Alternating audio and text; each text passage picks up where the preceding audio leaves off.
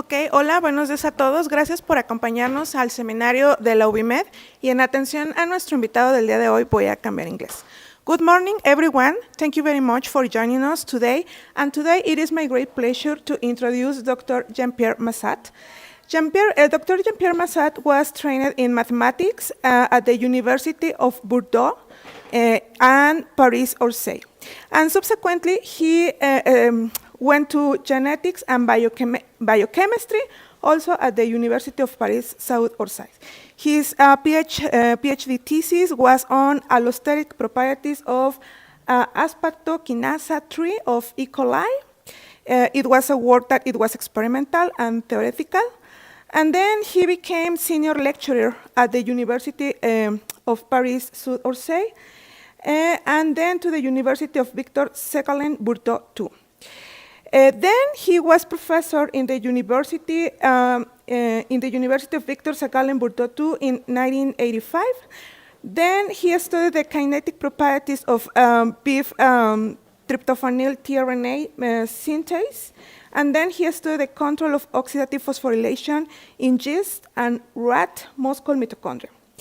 In 1999, Dr. Mazat established the INSARM Laboratory for Mitochondrial Physiology, which was devoted to the study of mitochondrial energy metabolism and mitochondrial diseases. He is now Professor Emeritus at the University of Bordeaux, and Dr. Mazat leads the project entitled Virtual Mitochondrion, which he's going to talk today, I think. So also, Dr. Mazat has several collaborations around the world, also in France. And just to you have an idea of the impact of his work on the field, he has more than 120 publications with more than 8,700 citations. So please join me to welcome Dr. Mazat today, and thank you very much for being here with us.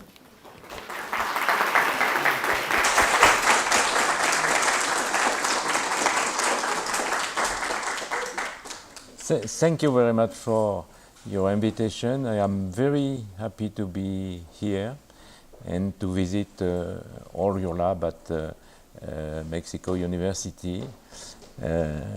So it was sort of dream for me to visit Mexico, and I realized you allow me to realize this dream. So my talk is on the story of metabolic control analysis, of theory of metabolic control of metabolism, and I have the chance to participate to this story at a very modest level and to have some application of the theory, and I will tell you this story. In the 50s, in the 60s, 1960s, there was two achievements of metabolism. There was the establishment of the metabolic maps. The metabolic pathway were very well known at that time, and also the enzymatic kinetics were very well known. There were books of rate equations, complicated rate equations for the activity of enzymes and also their regulation. And at that time, there was lacking, in fact, the link between both. What is the influence of the enzyme kinetics in the behavior of the metabolic pathways? So, and the question was, one question was, what is the link between both? In fact, it was a link between genotype, which was coding for enzyme, and phenotype, which was the expression of the enzyme in the metabolic network. And there was another question in that time, which was how metabolic network was reacting to changes, how were the changing applied to metabolic pathways. What was the pathology? How was the metabolic pathway changing? The metabolism changing? What's the metabolism control? What's the main question? And at that time, it was a necessity of a quantitative aspect of metabolism. And metabolic control analysis was, I think, the first attempt to derive quantitation of metabolism. Yes. And the first attempt to do that was done by Joseph Higgins in Philadelphia in the laboratory of Britton Chance. And it was in 1975, and it was published in the proceeding of Congress on computing aspect of biochemistry. And in this paper, a very dense paper, Higgins studies the smallest possible metabolic network, which involve two reactions linked by an intermediate metabolite, which is represented here. Yeah, which is represented here. And he established the differential equation of this metabolic network with the simple Henri Michaelis maintained equations, and derive some important aspect of concept of general concept, in fact, from on metabolic pathway from this simple metabolic network. And what he proposed to quantify the reaction to a change of the in one of the step of the pathway is what he called control strength, which is the variation of the rate with respect to a variation of parameters which has an influence of one of the steps here. And he proposed also to get not simply the derivation of v, but also the logarithm, the derivation of the logarithm, and this has the advantage of having to be independent of the units, because the derivative of the logarithm is dv over v. In this way, you cancel the units which are the units of v. In the same way, you cancel the unit of the parameter here. And this was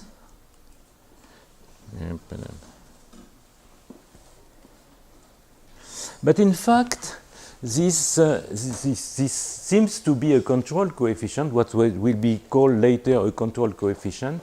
But in fact, this is what is really actually what is called a response coefficient. It's simply the derivative of the rate with respect to the variable, to the parameter alpha I.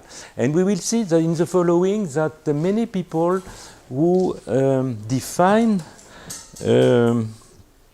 control coefficients define, in fact, use in fact a definition for response coefficient.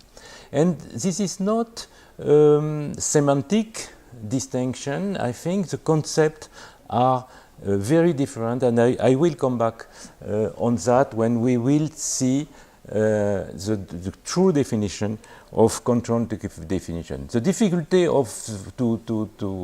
in this confusion of definition is that sometimes the response, most of the time, the response coefficient is equal quantitatively to the control coefficient. So you may easily confuse both, but their definition, their meaning is quite different.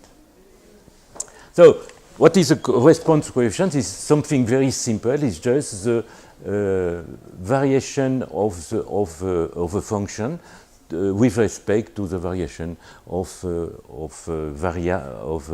variable. So it means that it is a derivative of the function with respect to the variable. And this is not a control coefficient. Could be useful, nevertheless. So, the very birth of the metabolic control analysis was in 1973 by two groups of people. One group was Coxer and Burns in Edinburgh in 1973. And Coxer was Burns was doing his PhD thesis, and Coxer was a geneticist. In fact, he was trained in physics, and he was always looking for quantification of metabolism results of fluxes, concentration of metabolites, etc. And he did the very he was working of the pathway of metabolic pathway. Here the pathway, the arginine pathway, and working with moisture called Neurospora crassa, in which you could associate in syncytium, you could fuse cells, cell fused, and you can have in the same cell different several nucleus, and you can mix in the cell nucleus with null mutant for one of the step. You have 3 steps here, but you can extend that, and you can mix null mutants for the activity of one enzyme and the wild type enzyme. So you can have a different amount, different proportion of this of the wild type, and so more or less different activity of the enzyme in the cell. So you can modulate the activity of the enzyme in the cell and look at the arginine synthesis, the whole flux of arginine synthesis. And so he plotted the flux of arginine synthesis towards the activity of the enzyme. And he obtained this sort of curve. It means that the very low effect of inhibition or strong inhibition of each of activity, of course separately. And he defined in what he calls the sensitivity coefficient, which is the variation of the flux towards the variation of the quantity of enzyme.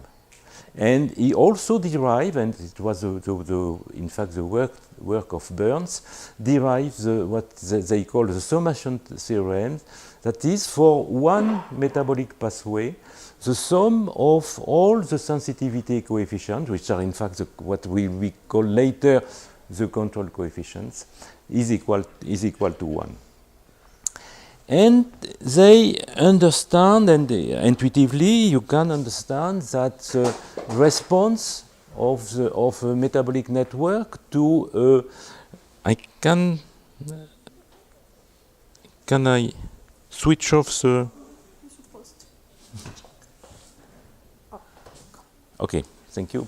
And so you can understand intuitively that the way the metabolic fluxes will respond to a variation of the one enzyme activity will depend of the response of the enzyme to the variation of the intermediate metabolite. If you change the activity of ornithine transcarbamylase here, for instance, if you decrease this activity, if you inhibit this activity, you will accumulate ornithine here, and I don't know what it is. It is.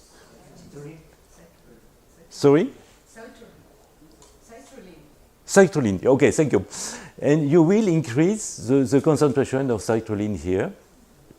And increasing the concentration of citrulline, you will increase the activity of this synthetase here. Will depends of the way the enzyme here depends on the citrulline concentration, etc. So the changes will proceed, will propagate along the pathway in the way which depend of the enzyme response to the variation of the metabolite concentrations. And so they define what they call elasticity coefficient, which is a local coefficient, and which is in fact the way the enzyme, the rate of the enzyme, is in fact the derivative of the enzyme rate with respect to the variation of the substrate concentration. And they derive another relationship between the sensitivity coefficient and the elasticity coefficient, what they call connectivity relationship, and which is that the sum of the product of sensitivity coefficient with the elasticity, corresponding elasticity, the sum of this product is equal to 0. This is here modern writing of this relationship, and I will come back to this relationship on some examples. It will become clear. So, Pierre, yeah. are you taking questions? Yeah, of course. Okay. Do you remember what capture plot in the x-axis? Activity or content? Content of enzyme. So This is a, we should comment on this particular issue. Yeah. At this point is very important. I will. Okay. I will comment on that. I will comment. I completely agree with you. This is very important, and this is the reason I wouldn't say that just now, but this is the reason what in fact this sensitivity coefficient is not a control coefficient. It is a response coefficient, and because this sensitivity coefficient is equal quantitatively to the control coefficient, you can confuse both. But in fact, this is not the case. I completely agree. And I will come back. At the same time, in East Germany, the group of, it was not a group, we have two researchers in another group, Reinhard and Rich derived study glycolysis in erythrocytes and try to study make a model of glycolysis in erythrocyte. And he wanted to change the to understand the changes of the flux of the glycolytic flux when you inhibit some steps of the glycolysis. And it is fine what is really a control coefficient, which is Vg is a flux, the flux at steady state. P is the parameters, which is specific, but it's not, we will see that later, which is, we will take it specific for the, over the rate Vi, and so it look at the variation of the flux with respect to the variation of the activity. And this is the true, the good definition of control coefficient, flux control coefficient. And it also demonstrated that the sum of control coefficients were equal to 1. And he did that, he was not a geneticist. The approach, the motivations were very different in the two groups. The motivation of Reinhard Heinrich was to understand concept developed by Britton Chance, which was the concept of crossover theorem. And the idea is rather simple. The idea was to look for the place of regulation. So if you have an inhibitor, you don't know where the inhibitor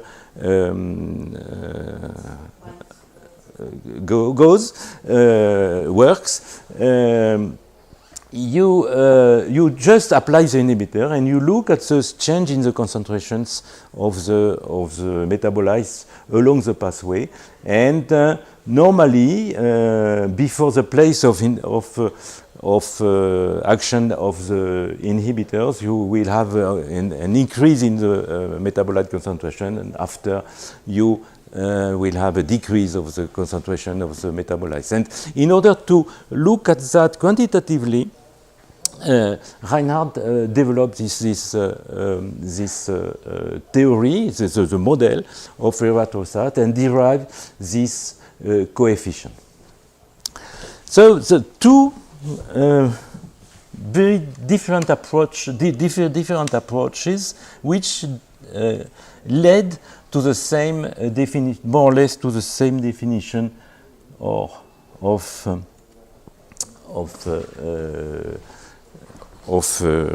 parameters, and we have two coefficients. So at that time, in 1973, we have two coefficients, mainly two coefficients, and mainly, I will restrict my talk to that, and mainly two relationships between these coefficients. One is the local coefficient, is elasticity's coefficient, is the derivative of the rate of an enzyme towards, with respect to the metabolite concentration.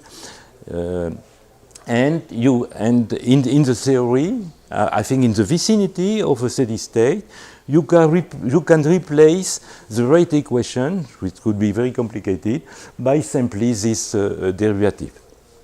It's replacing a curve by the tangent in a point, in fact.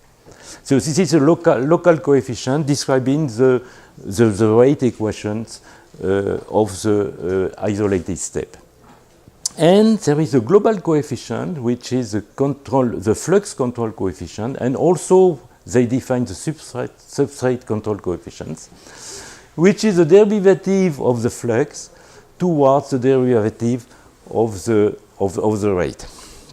And in fact, in order, and that's what the difference of with the definition of Kaxer and Burns. In order to make a variation, I will perhaps answer your question on the experimental, with the experimental point of view, because in this it's very strange and very interesting that in this theory of metabolic control of metabolisms, experiments are very close to the writing in mathematical terms. Of course, we have to find the good way to write the mathematics, and always the work of modeling. But the two approaches are very close. And I will show you that a bit later. And at that time, we have also two relationships. The sum of control coefficient is equal to 1, and the connective relationship, that is that the product, the sum of the product of control coefficient with the elasticity coefficient is equal to 0. But there was another point which was not so much emphasized at that time, is, and I would like to stress this point, is that the in a metabolic network, usually the fluxes are, or the enzyme are working very far from their Vmax. And I think this is very important. Yeah. I have a question. I don't understand perhaps. You have different enzyme-enzyme interactions within a given system that change, and so that will modify the control coefficients by each enzyme, because now it will see channeling, which changes the substrate, and so does the model up to here consider that? Yes, of course, I forgot to say that. You can always define control coefficients, but of course, these relationships only hold if the in a free medium, if the enzymes are free, there is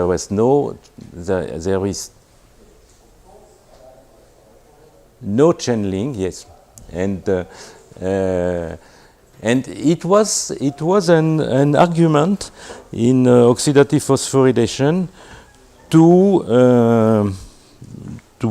prove channeling when you have not when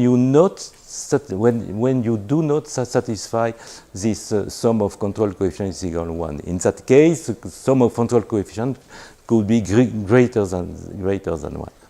So it could be a way to prove channeling, but I think it is not a direct way to prove channeling. So that's, it could be an error in the assay of in the measurement of the control coefficient also. Okay, so I come back to the point. I think this is a very important point that many people don't realize, especially people outside biochemistry, that in a metabolic network at steady state, the enzymes are working far from their Vmax. And I just give you this example. I take again the example of two steps linked by intermediate metabolite, and I took hyperbolic relationship of V1 and V2 towards X1. One is inhibition, the other one is activation.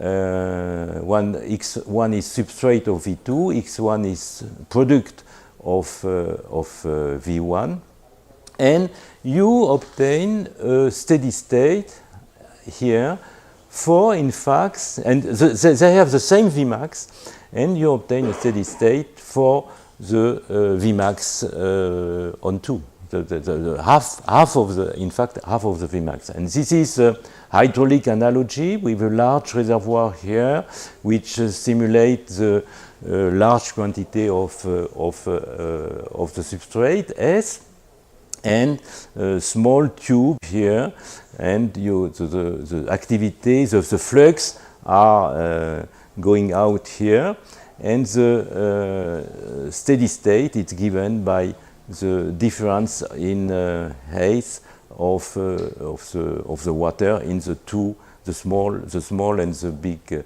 reservoir. And you can add so at steady state V1 is equal to V2, and it is equal to Vmax over 2. If you have three reservoirs like that, you obtain Vmax on 3, and if you have n steps, you have Vmax on center. I took n several identical, several steps with identical Vmax. And you can, I derive a very simple example where the rate are simply the difference between the substrate and the product. And with that, you can calculate the flux, which is A, which is the concentration at the beginning here, and which is A over N. And so you can calculate all the intermediate concentration, which is something like that. It's very simple. And the hydraulic, and what you have, it's that the greater is the number of steps, weaker is in general the flux in the flux in the metabolic network at steady state. So it means that there is a big amount of enzyme activity which is not used. There is a big reserve of activity. So any change, you can predict that any change of the activity of an enzyme will not change very much the flux, because if you decrease by 10% an enzyme which is more than 100%, which has a reserve of more than 100%, you don't change, you will not change the flux, and this is inescapable. It's not a result of evolution. It is a result of the structure of metabolic network. So this is hydraulic analogy of that, with a sort of what we call a scale of lock for barges to clean the big difference of eighths of water. And this is the difference. It's with the cascade, where if you have a strong activity, here you have a flux which is equal to the Vmax. Here, the Vmax could be here, between the difference between here and here, and it is divided in a different amount of activity. And this, in fact, these considerations led Kaksher and Burns to solve, and I think it was one of the first success of the metabolic control analysis, which was to solve the problem of heterozygotes.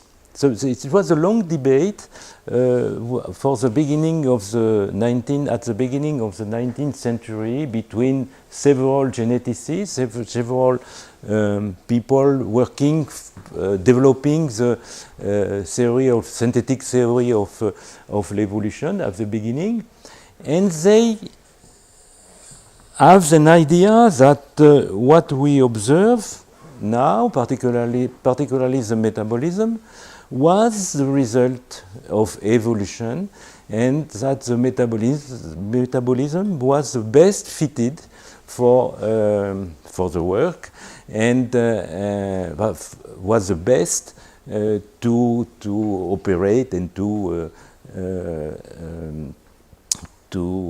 perform the job. And if you compare the homozygote, the wild-type homozygote with heterozygote of wild-type and a null mutant for an enzymatic activity, more or less you will have half of the activity in the heterozygote. And you know that the heterozygote behave similarly, usually, in general, similarly to the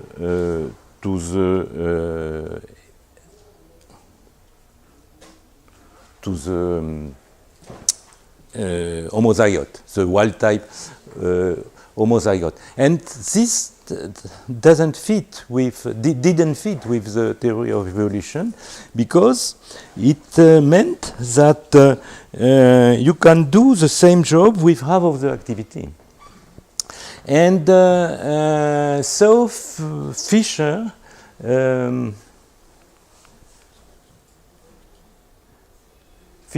imagined that there was other genes which were here to correct the activity of the heterozygote or to correct the activity of the homozygote. But at that time, Seberwright imagined also derived some model, but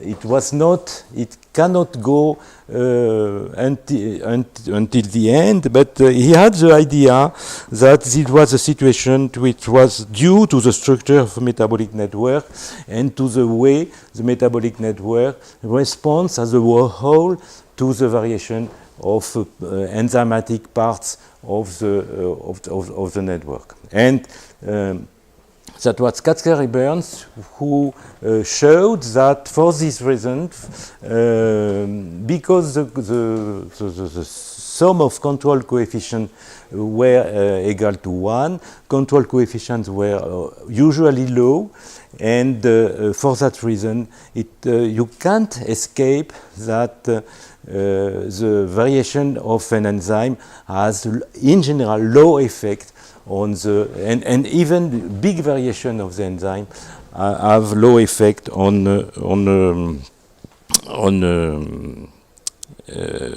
fluxes, on the flux, on the metabolic fluxes.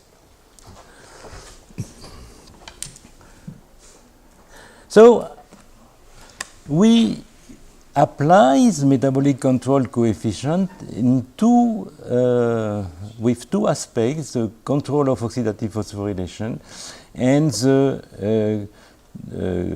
control of metabolism in the cases of mitochondrial diseases. In fact,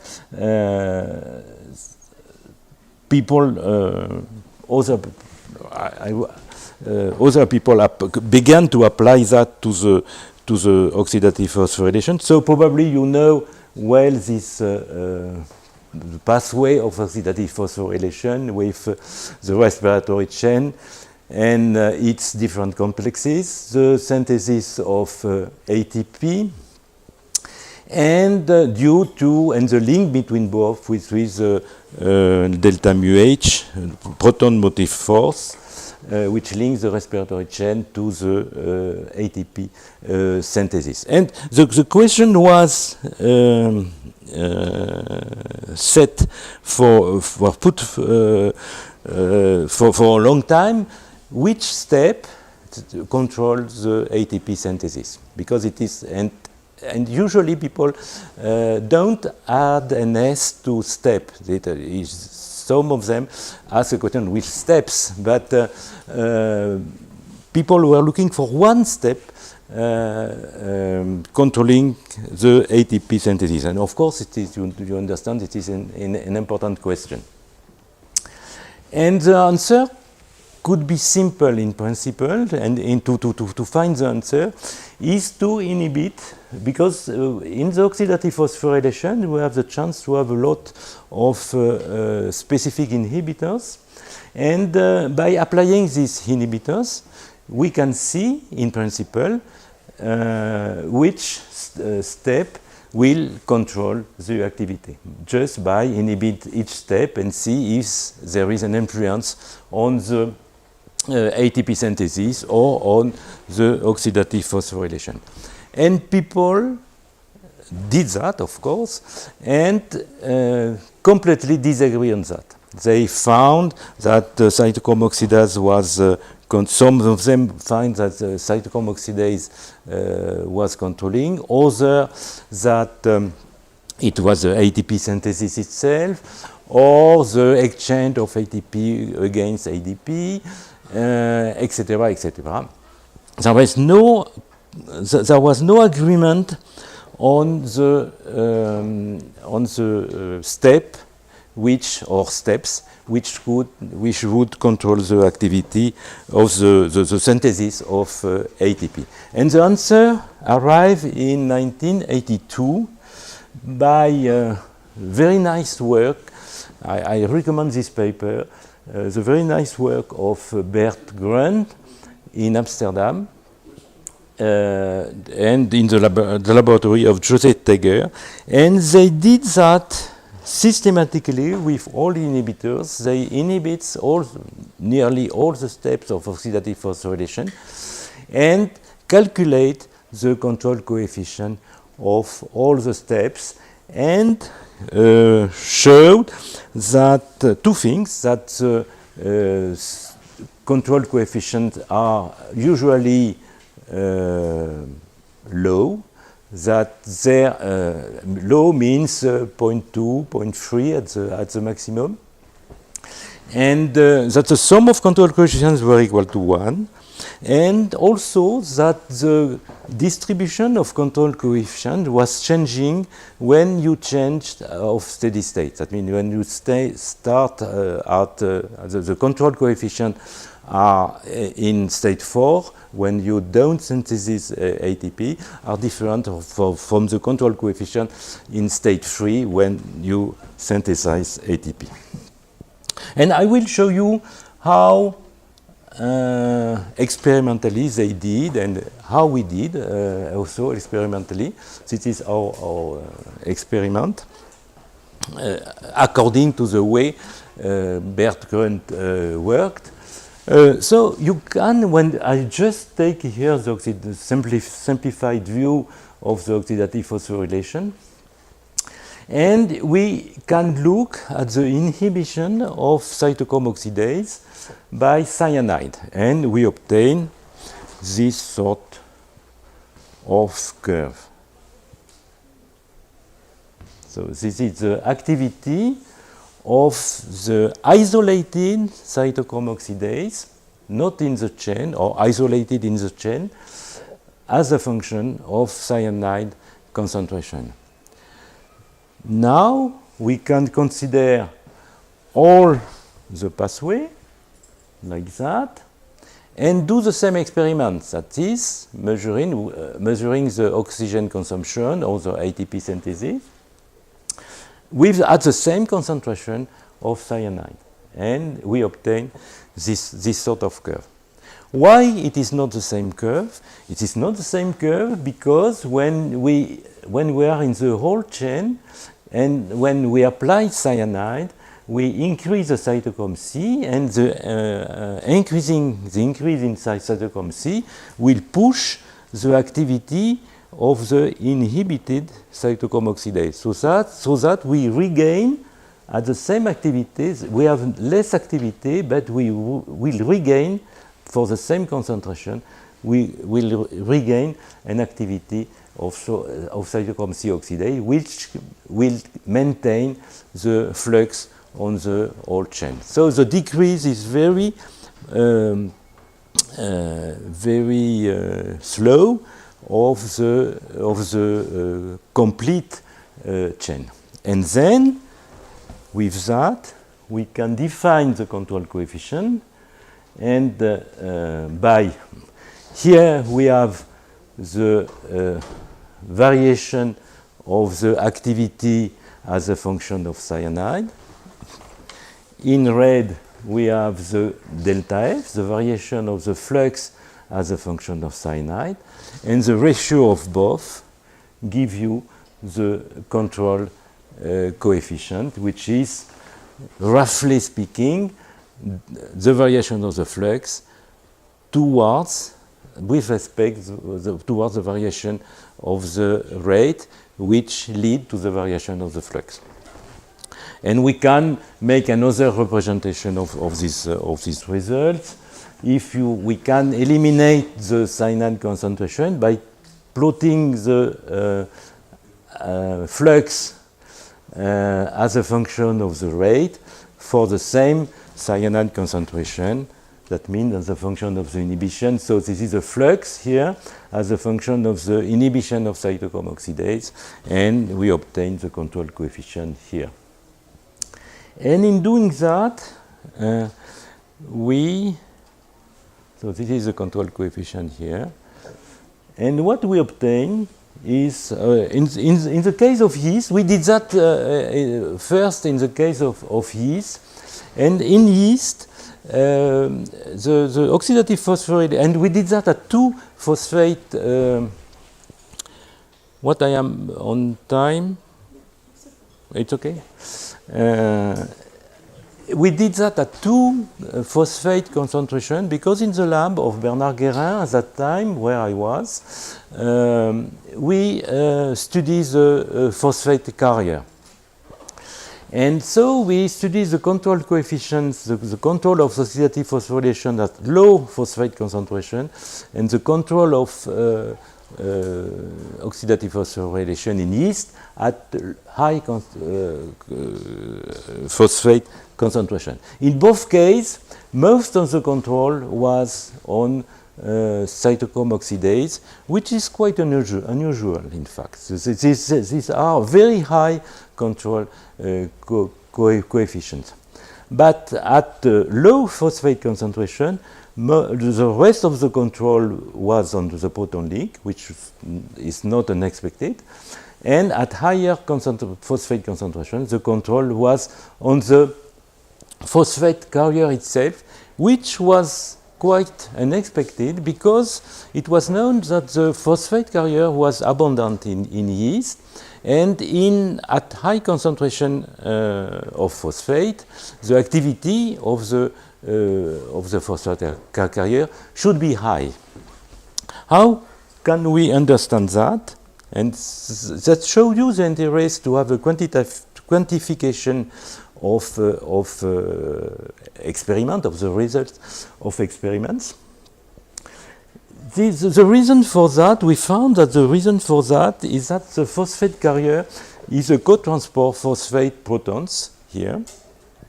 And so at high phosphate concentration, we stimulate the ATP synthesis, and you know that the ATP synthesis consume protons, consume the membrane potential, but also the delta pH.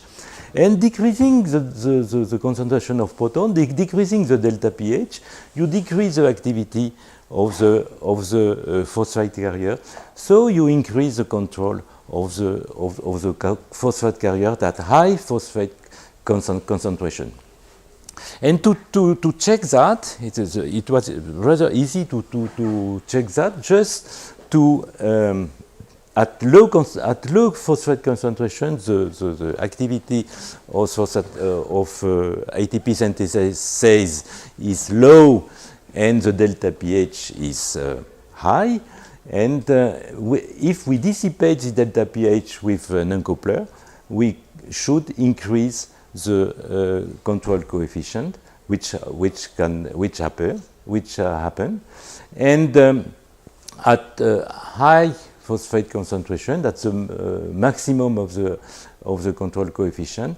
If we maintain the delta pH, we should decrease the control coefficient. And the way to maintain the delta pH was to inhibit another transporter, which is an exchanger of potassium with protons. And this exchanger, the K plus H plus exchanger, is inhibited by quinine. So by added quinine, we increase the delta pH.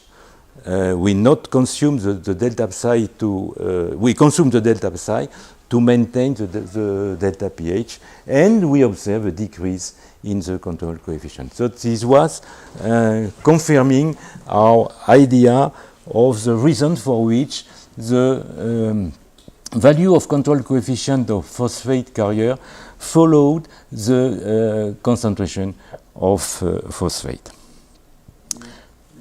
Yeah. You gave me something else to discuss. I agree with you with this control experiment where you assess delta pH. That's fine. You know what? You're increasing phosphate, delta pH decreases. And then with the quinine experiment, okay, we maintain. you evaluate that effect, but did you evaluate the change in mitochondrial matrix pH, which also changed with phosphate? The changes in matrix. Mitochondrial matrix pH. I can tell you, with 1 millimolar phosphate, the pH is about 8. With 5 millimolar or 10 millimolar, decreases up to. So I know that the ATP synthase is not so sensitive to pH changes, but complex 3 is complex 3. Mm-hmm. Cytochrome B is very sensitive to pH changes. Mm-hmm. I So don't. I think, well, did you evaluate No, pH changes? I don't know. I may confess we don't, but we could have because we measure directly the pH. In fact, we don't use a fluorescent probe at the time. We measure by radioactivity the variation of pH and the variation of potassium, rubidium outside and inside, etc. I don't remember, and so we have the changes. We measure the changes in internal pH, but I forget that completely. Yes, but we don't take that into account, and we should have. Yes. I will come to another point for which metabolic control analysis was useful for us and led us to the concept of threshold in metabolic diseases. And it's something resemble to the problem of the heterozygotes in nucleus genes, but it has to do with the mitochondrial genes, and you know that mitochondrial genes there is mitochondrial DNA in mitochondria, and there is a lot of mitochondrial DNA in the cell. This is a figure of mitochondrial network, filamentous mitochondria, and the points are mitochondrial DNA. So there could be some thousand of mitochondrial DNA in a cell, and when you have a mutation, it's not like in nucleus. In nucleus, you have 50% of the mutation and 50% of the wild type. Here, you could have a continuous range of mutation of mitochondrial DNA carrying the mutation, and you can change quite continuously the ratio of the mutated over the normal or the total M mitochondrial DNA. And in the Nonaka in Japan, and it was studied by the group of Attardi, isolated different cell line of a patient with Milas mutation. Milas mutation is mutation on tRNA leucine, the mitochondrial tRNA leucine, and these mutations are quite stable in different lines of cells, and I mean stable that the ratio remains more or less constant during the cell culture.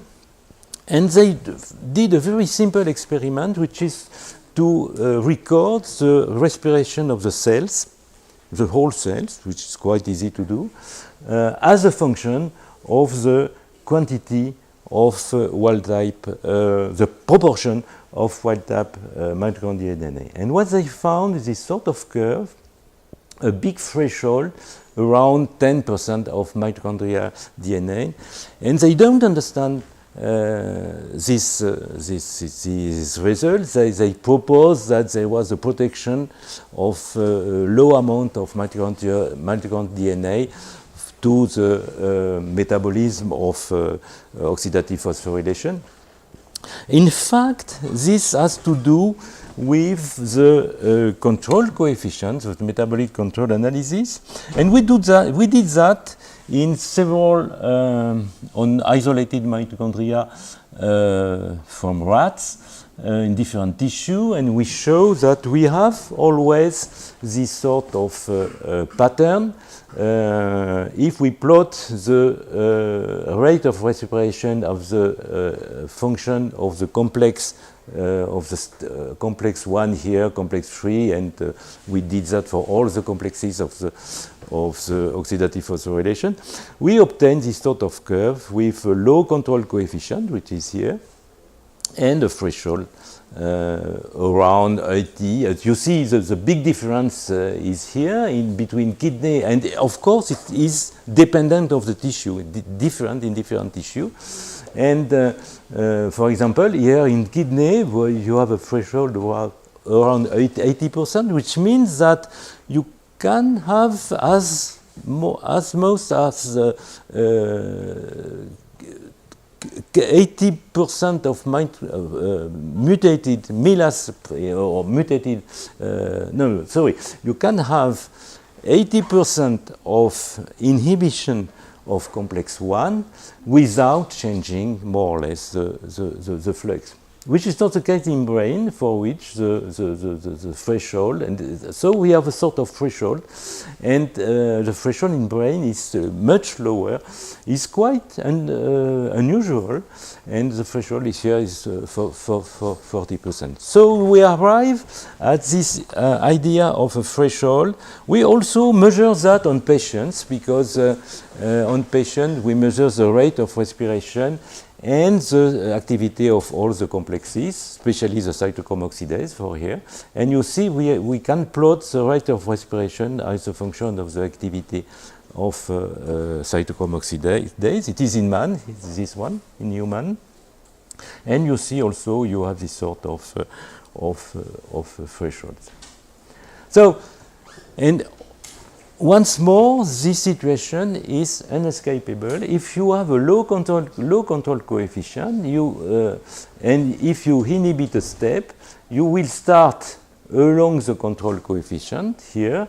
You will go necessarily here. When there is no activity, you have no flux. And the only way to go from here to here is more or less this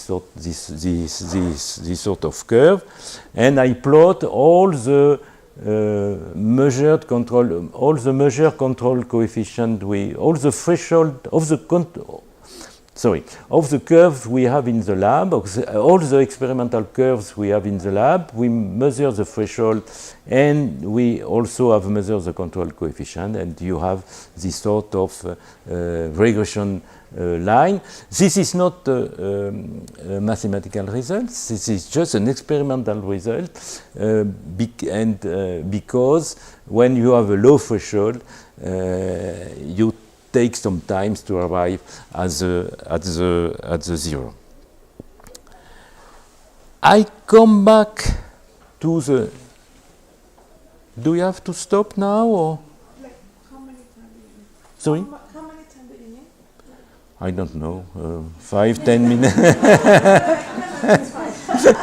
Some hours. No. I come back. Yeah. You put the comparison between complex 1, complex 3, and 4. What happens with complex 2?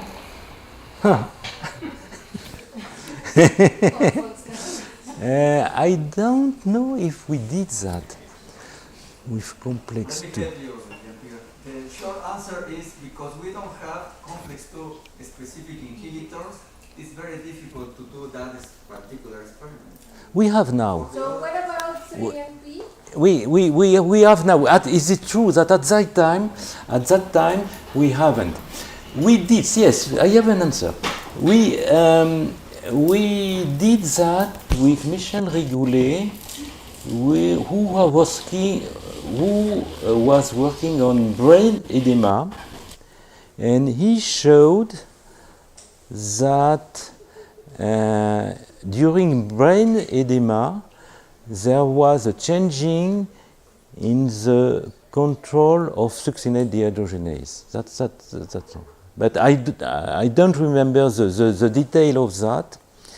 And I remember that because I did that with him from the theoretical point of view, because we had an inhibitor, that's true, we had an inhibitor which was, I think, phenylsuccinate, which was not specific for succinate dehydrogenase, but was inhibiting two-step in the pathway.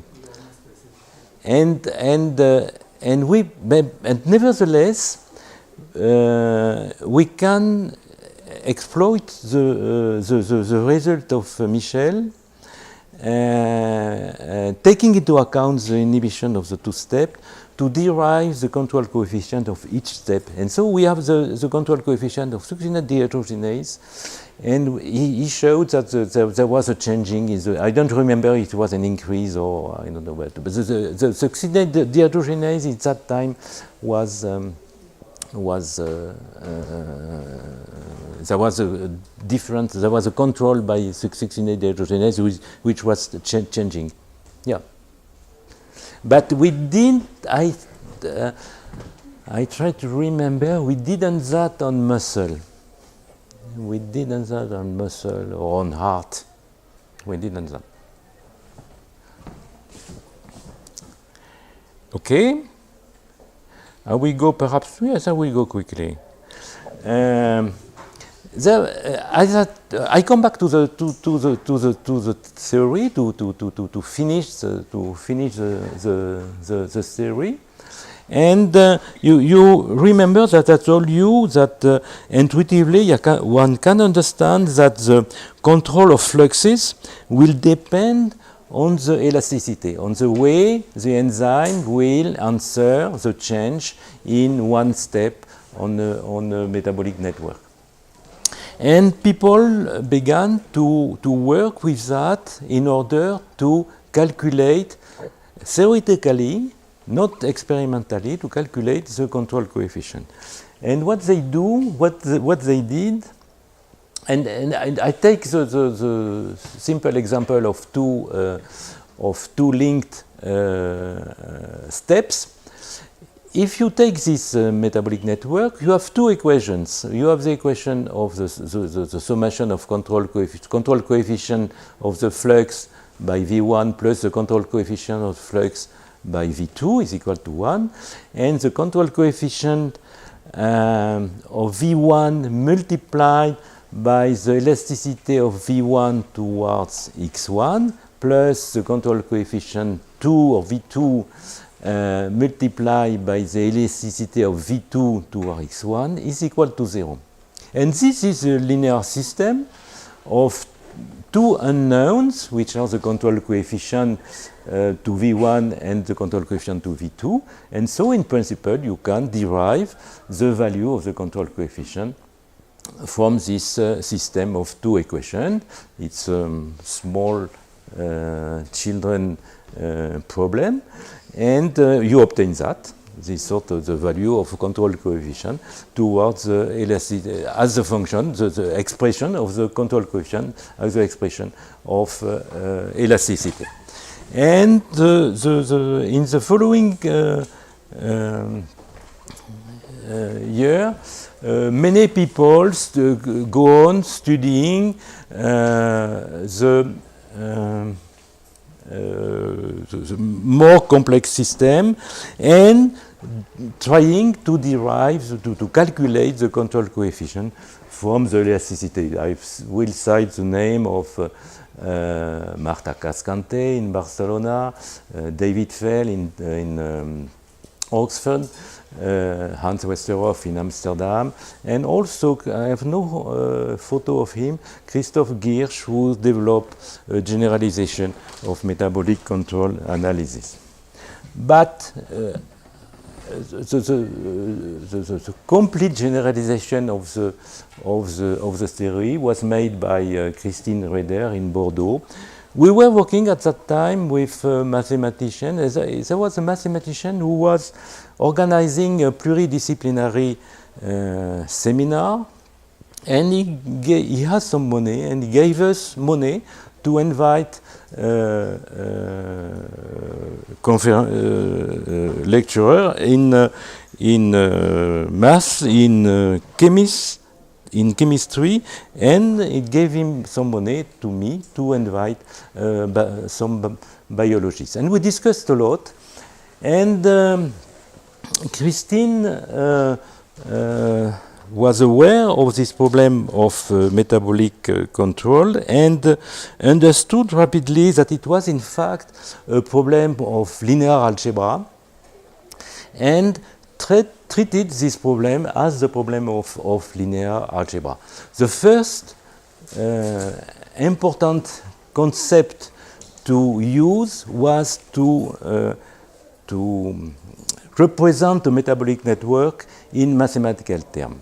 And to represent the metabolic network in mathematical terms, she used a notion which was already known by the chemist, which was the notion of stoichiometry matrix, which is a table of the stoichiometry of the metabolites in each metabolites in row, in each reaction in column. And this is a one-to-one correspondence between the metabolic network and the matrix. And this, I must say that this concept was already used, but nobody remarked that. It was already used by Burns in his thesis. And with the matrix notation, a steady state is simply written in this way, and multiplied by v is equal to 0, where v is the vector of the rate.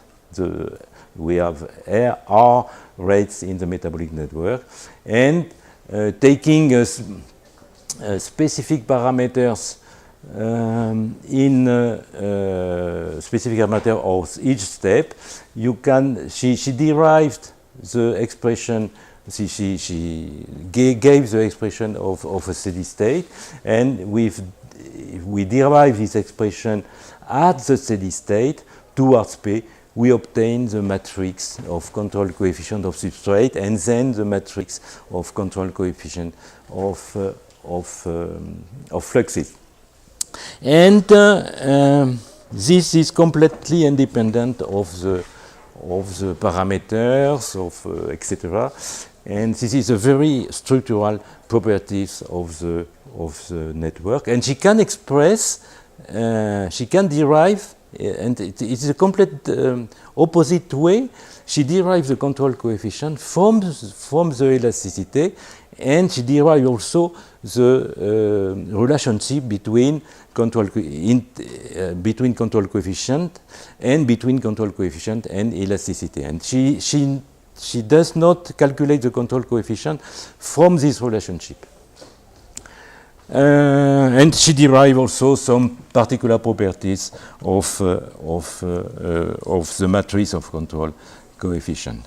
So, to summarize, the control I take the words of John Porteous. Metabolic control theory is a theory that works. It's a theory that we can use to go further in our results, in our experimental results, and to understand better the system on which we work. And so there is something lacking here, and what is lacking is that there is the the main result of the theory is that there is in general no a single limiting step in a metabolic network, in a metabolic pathway, and that the control usually is distributed.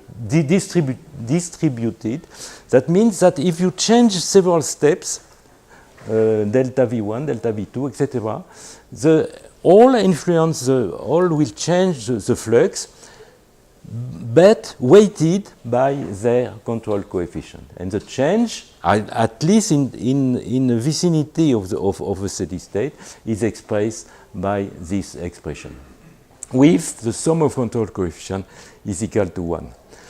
What we observe experimentally is that the control coefficients are generally low.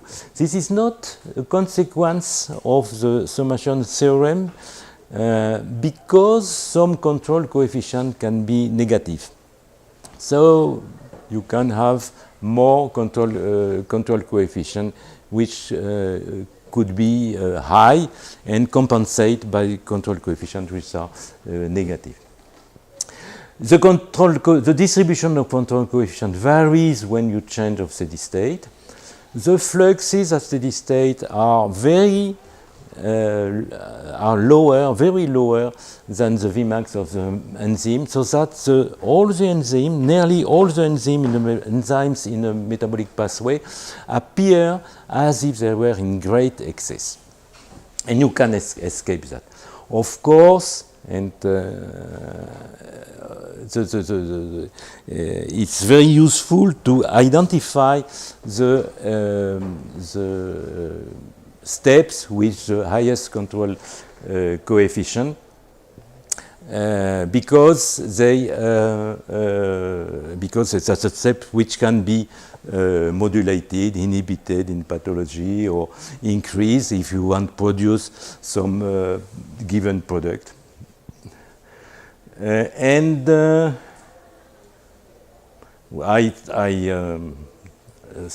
would stress the problem of the threshold associated with the low value of control coefficient.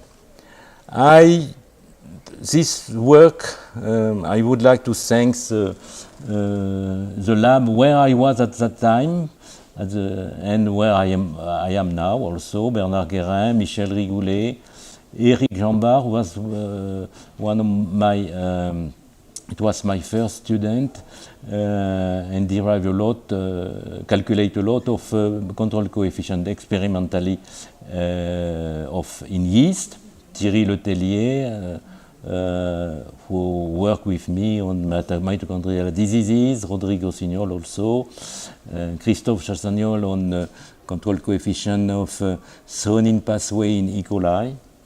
I forgot Anne Devin, which is the head of the lab now, and I have a lot of collaboration with Christine Reder, of course, Reinhard Heinrich, David Fell, Stefan and Ronnie Schuster, who were postdoc in my lab in the 90s, probably. So thank you. I noticed that I have not answered Raphael on the problem of variation of enzyme, which is an important problem. But I haven't, because I have no. I thought I have a dias on that, and I will condense my talk. There is no paperboard to. the idea, if you remember, I will come back. Ta-da, ta-da.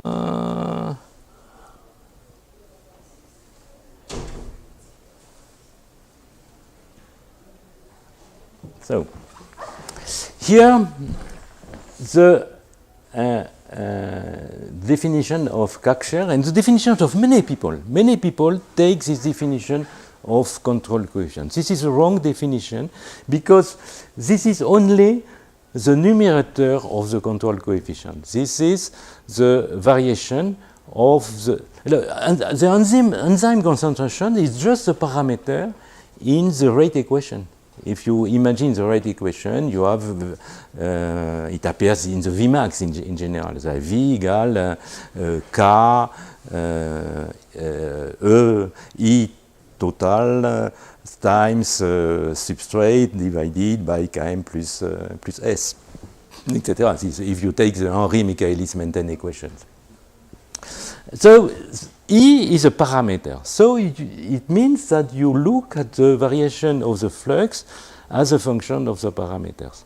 But you don't introduce in that expression the variation of the rate. So you have, if you consider the control, the definition of true definition of control coefficient, you have to divide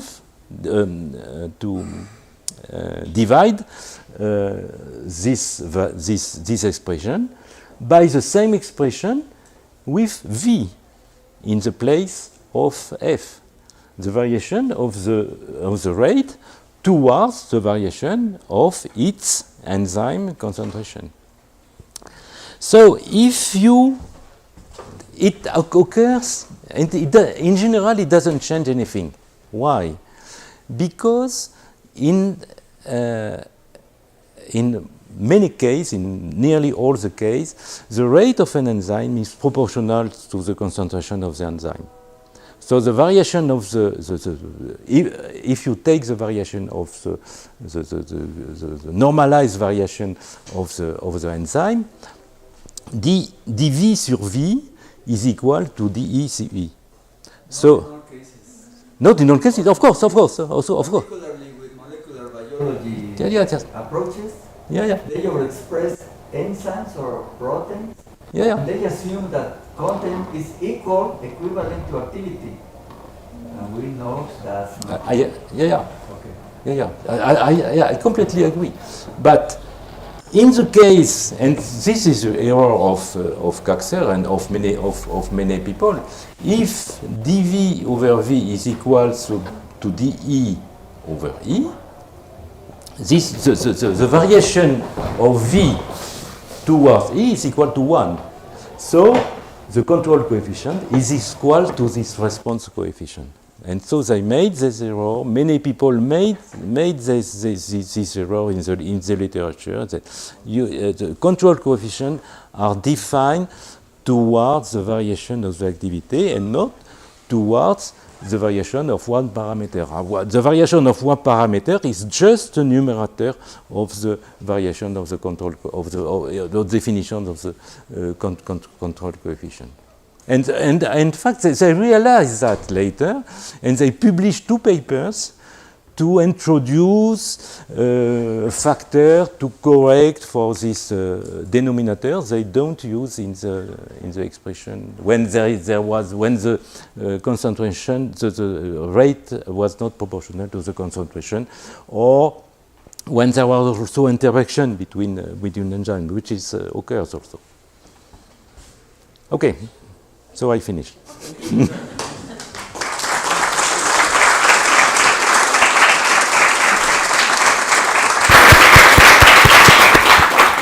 So thank you very much, Doctor. Perhaps we have time for 2 or 3 questions. Sarah. In your experimentation with yeast, when you changed the phosphate concentration, you didn't measure another complexes of the respiratory change. Only you measure complex 4.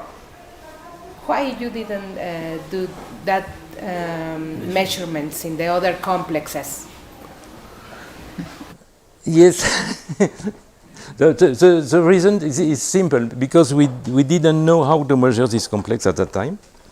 And so we began to measure to measure the complexes we know.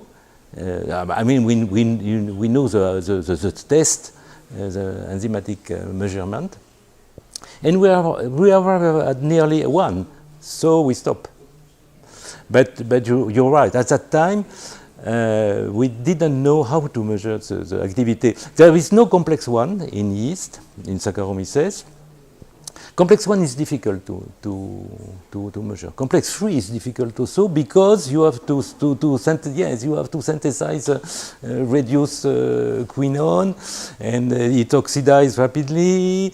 And also it reacts rapidly. It reacts non-enzymatically with cytochrome C. So we measure for the after that, when we began to work on muscle biopsy for the diagnosis of mitochondrial diseases, we of course we measure all the complexes, but we didn't at that time. So that's the only reason. I understand this is not a good reason, but.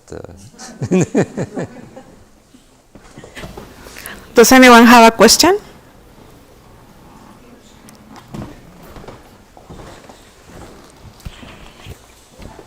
And can I come to that? For the student, it means that don't do like that, because if you have a problem, always take the method which are necessary to resolve your problem, even if they are not simple methods. But be guided by the biological problem and not by the method you know. That's to apply. Sorry. So, with the metabolic control, you take in account the activity of the enzymes and probably the inhibitors. But how can you add the regulation cascades or the expression of the protein in certain situations? We don't have regulation cascade. There was